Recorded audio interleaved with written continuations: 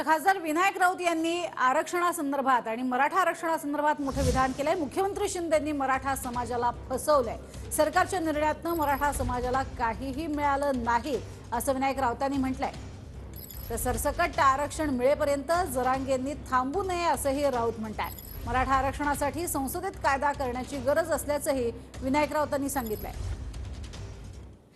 समाजाचं नेतृत्व करणारे मनोज जरांगे यांना फसवलंय आणि मराठा समाजाला सुद्धा फसवलंय अशी भावना संपूर्ण मराठा समाजामध्ये निर्माण झालेली आहे। त्यामुळे माननीय मनोज जरांगे पाटील यांनी सकल मराठा या समुदायाला सरसकट आरक्षण मिळेपर्यंत शांत बसू नये अशी आमची सर्वांची त्यांना विनंती आहे। प्रत्यक्षात या आरक्षणाने समस्त मराठा समाजाला काही मिळालं असं मला वाटत नाही। ह्या संपूर्ण मराठा समाजाला आरक्षण देण्यासाठी संसदेमध्येच आरक्षणाचा कायदा पास करण्याची आवश्यकता